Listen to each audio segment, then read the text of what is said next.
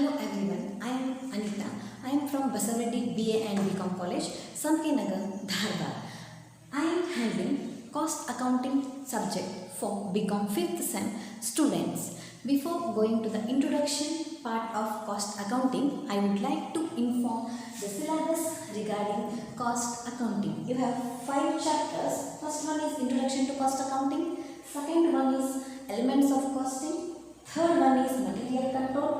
Fourth one is labor cost, and the last one is overhead. Let us start the chapter number 1, introduction to cost accounting. Let us start unit number 1, introduction to cost accounting. Winds of rapid change has been blowing in the industrial sector on the account of liberalization sweeping in general and industrial sector. There has been a radical shift in the market power from industries to their customer because goods are produced on the basis of or on the demands of the customers. Okay, the era is called as electronic era. Electronic age has brought several changes in the field of industrial sector and cost accounting. Today, everywhere there is a vast development in the field of industries. On the account of development of industries, modern industries by using electronic instrument require minimum cost and getting maximization of the profit. Okay. Purpose, they depend on the financial statement such as trading account, profit and loss account and balance sheet. These financial statements give information as a whole rather than per unit. It is very difficult task to locate error, so that cost accounting has been introduced. Cost accounting is another branch of financial accounting. In cost accounting, we record the transaction in the form of job wise, departmental wise and process wise. Departmental wise. At the end, we can easily identify the cost of each department, so we can easily reduction in the cost. For example,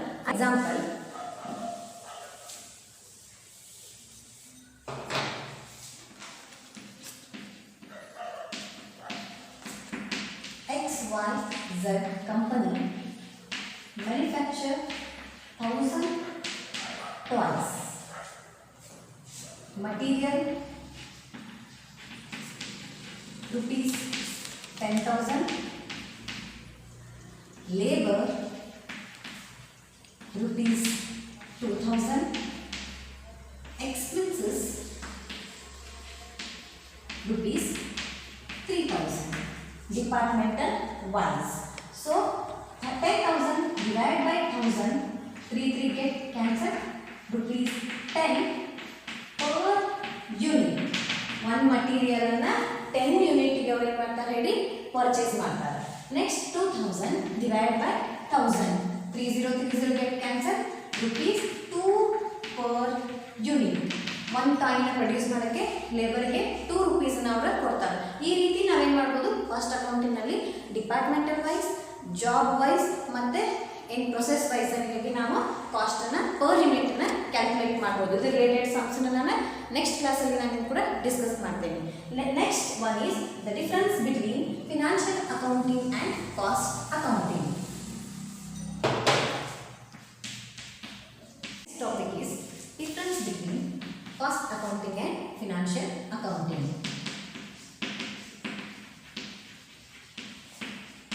Difference between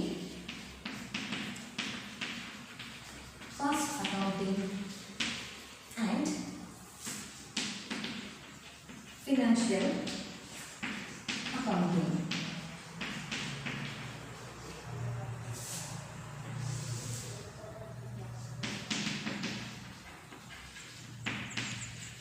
Financial accounting, cost accounting. Financial accounting means recording the transaction as per rules and regulation of the accounting. For example, trading account, profit and loss account and balance sheet. In cost accounting, we are recording recording the transaction as per job wise, cost wise and departmental wise. Job wise, process wise and departmental wise. Financial accounting used for external purpose, cost accounting used for internal process. Next one is why cost accounting has been introduced. In financial account, it is very difficult task to locate the cost per unit of each and every department. For example, in trading account,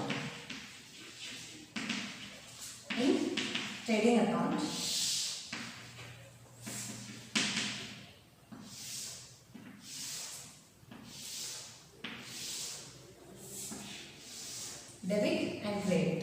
First one is opening stock, particular rupees. To opening stock rupees 10,000. ಇಲ್ಲಿ ನಾನು opening stock 10,000 ಅಷ್ಟ ಬರೀತೀವಿ. Opening stock ಕೂಡ ಏನೇನೆಲ್ಲ include ಆಗಿದೆ ಅಂಥೇಳಿ ನಾವು ಬರೆಯಂಗಿಲ್ಲ, ಇಲ್ಲೇ ಗೊತ್ತಾಗಂಗಿಲ್ಲ. So that overcome the difficulties in financial accounting, cost accounting has been introduced. In cost accounting,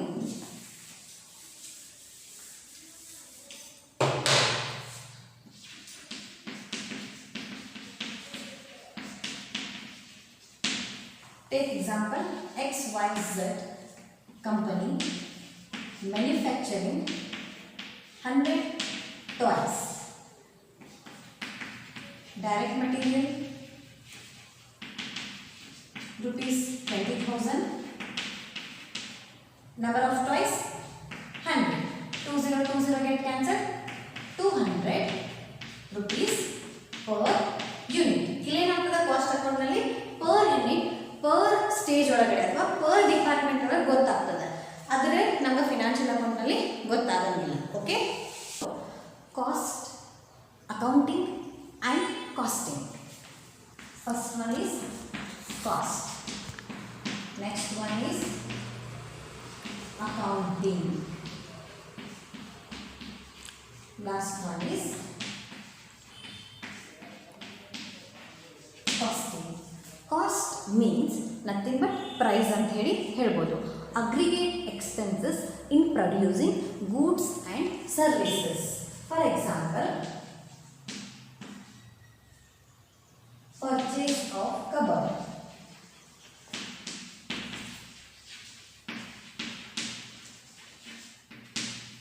I am purchasing cupboard. ನಾನೇನು ಮಾಡ್ತೀನಿ, ಕಬರ್ಡನ್ನು ಪರ್ಚೇಸ್ ಮಾಡತ್ತೀನಿ, ಅದಕ್ಕೆ ಇಷ್ಟು ಅಮೌಂಟನ್ನು ಅಂತ ಹೇಳಿ ನಾನು ಏನು ಮಾಡ್ತೀನಿ, ಸ್ಪೆಂಡ್ ಮಾಡತ್ತೀನಿ. ಫಾರ್ ಎಕ್ಸಾಂಪಲ್ rupees 10,000 ಅಂತ ಅನ್ಕೊಳ್ಳಿ. ಇದಕ್ಕೆ ಏನಂತ ಹೇಳಿ ಕರೀತಾರೆ, cost. Aggregate cost of producing goods and services is called as costing. Then accounting. Accounting means recording the transaction in systematic manner. For example, cupboard purchase, cupboard ಅನ್ನು ನೀವು produce ಮಾಡ್ತೀರಿ, cupboard ಅನ್ನು ಮ್ಯಾನುಫ್ಯಾಕ್ಚರ್ ಮಾಡ್ತೀರಿ ಅಂತಂದ್ರೆ ನಿಮ್ಗೆ ಏನೇನು ಬೇಕು, wood is nothing but material. Next, labor, nothing but wages ಅನ್ನು ಕೊಡಬೇಕು. Next one is expenses. ಇದಕ್ಕೆ ಓವರ್ ಹೆಡ್ ಅಂತ ಹೇಳಿ ಕರೀತಾರೆ, or overhead. For example, ನಾ ಕಬರ್ಡನ್ನು ಮ್ಯಾನುಫ್ಯಾಕ್ಚರ್ ಮಾಡತ್ತೀನಿ, ನಾ ವುಡ್ ತೊಗೋತೀನಿ, ಲೇಬರ್ನ ಅವ್ರಿಗೆ ಬೇಕಲ್ಲ ಮಾಡಲಿಕ್ಕೆ, ಚೇರ್ ಅಥವಾ ನೀವೇ ಕಬರ್ಡ್ ಅನ್ಕೊಳ್ಳಿ. ನೆಕ್ಸ್ಟ್ ಎಕ್ಸ್ಪೆನ್ಸಸ್, ಅವ್ರಿಗೆ ಒಂದಿಷ್ಟು ಟ್ರಾನ್ಸ್ಪೋರ್ಟೇಷನ್ ಕಾಸ್ಟ್ ಅಂತ ಹೇಳಿ ನಾವೇನು ಮಾಡಬೇಕಾಗಿದೆ, ಕೊಡಬೇಕಾಗೈತಿ.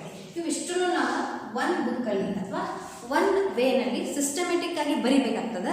ಅದಕ್ಕೇನಂತ ಹೇಳಿ ಕರೀತಾರೆ, ಅಕೌಂಟಿಂಗ್ ಅಂತ ಹೇಳಿ ಕರೀತಾರೆ. Okay, next one is costing. Costing is nothing but the technique of ascertaining the cost.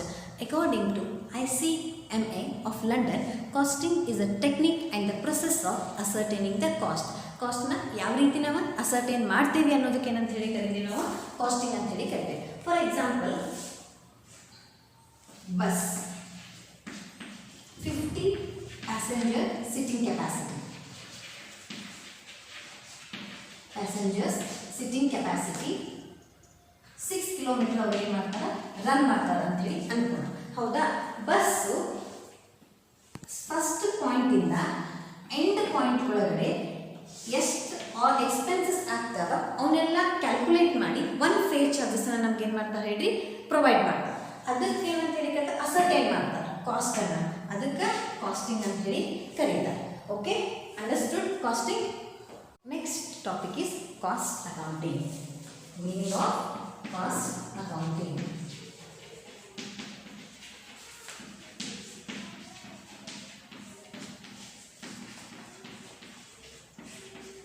Cost accounting.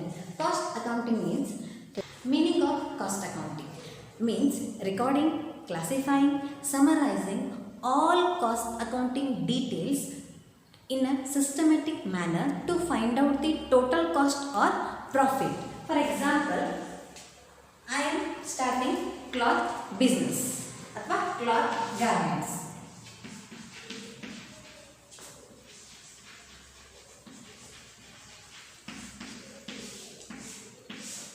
We need material, nothing but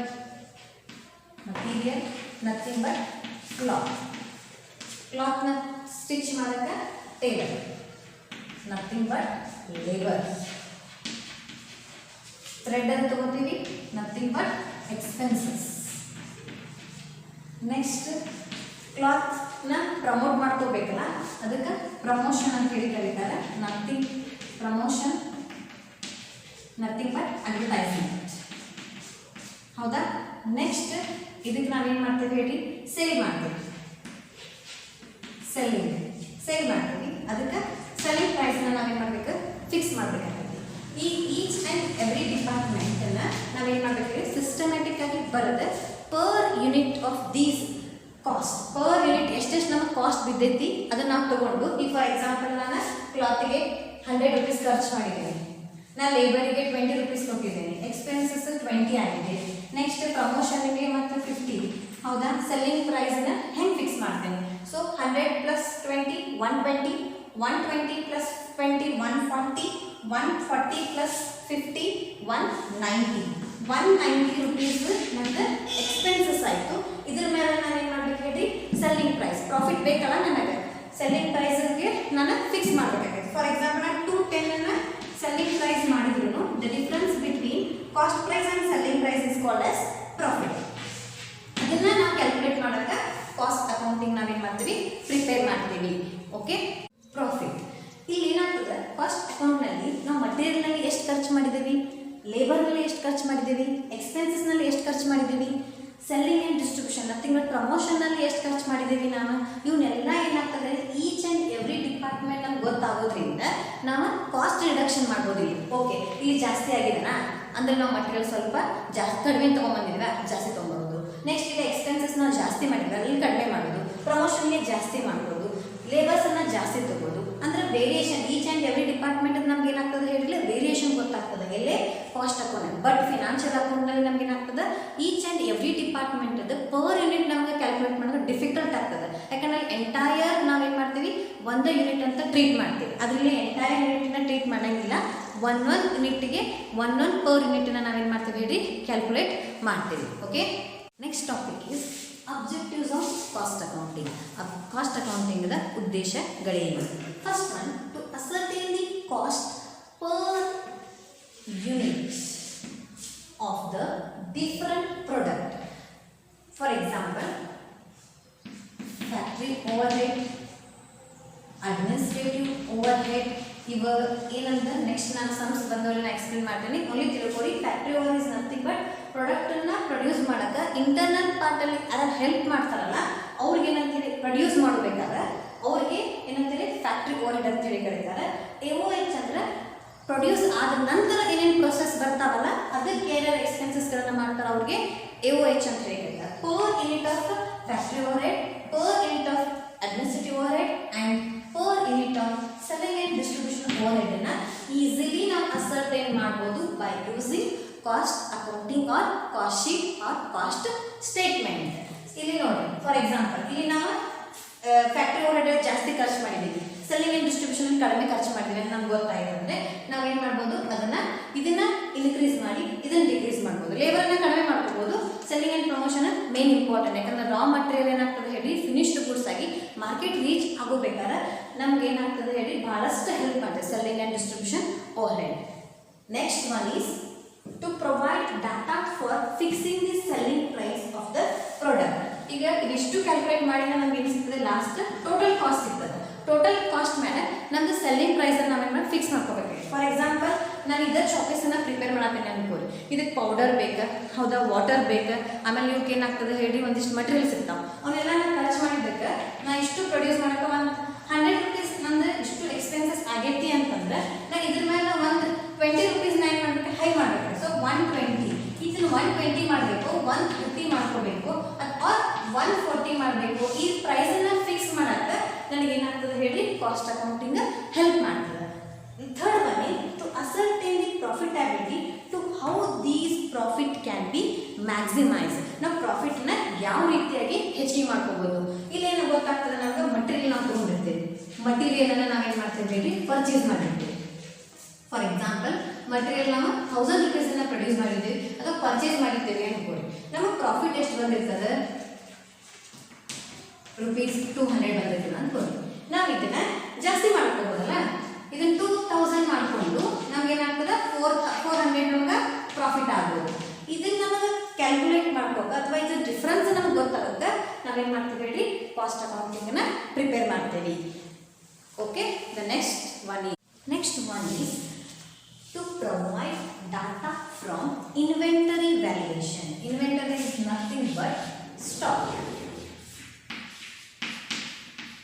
Stock valuation ಮಾಡಕ ಅಥವಾ ಸ್ಟಾಕ್ ಅನ್ನು ಕ್ಯಾಲ್ಕುಲೇಟ್ ಮಾಡಕ ನಮಗೆ ಕಾಸ್ಟ್ ಅಕೌಂಟಿಂಗ್ ಹೆಲ್ಪ್ ಮಾಡ್ತದೆ. ಯಾವ ರೀತಿ? ಫಾರ್ ಎಕ್ಸಾಂಪಲ್ 2018 ಮತ್ತು 19 ಒಳಗಡೆ ನಮ್ದು ಕಾಸ್ಟ್ ಅಥವಾ ನಮ್ದು ಇನ್ವೆಂಟರಿ 100 ನಾವು ಅನ್ಯೂಸ್ ಮಾಡಿದ್ದೀವಿ ಅಂದರೆ ಯೂಸ್ ಮಾಡೇ ಇಲ್ಲ. ನೆಕ್ಸ್ಟ್ 2019 ಒಳಗೆ 200 ಆಗಿದೆ. ಸೊ 100 ಮತ್ತು 200 ಏನಾಗ್ತದೆ ಹೇಳಿ ವೇರಿಯೇಷನ್ ಆಗ್ತದೆ.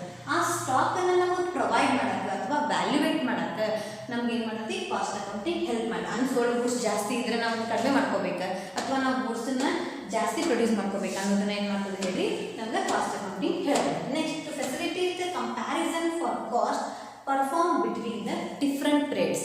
ಸೇಮ್ 2017 ಆ್ಯಂಡ್ 2018 ಕಂಪ್ಯಾರಿಸನ್ ಮಾಡ್ತದೆ. ಇಲ್ಲಿ ಸೇಮ್ 100 toys ನಾನು ಪ್ರೊಡ್ಯೂಸ್ ಮಾಡಿದ್ದೀನಿ, ಇಲ್ಲಿ ನಾನು 100 toys ಪ್ರೊಡ್ಯೂಸ್ ಮಾಡಿದ್ದೀನಿ.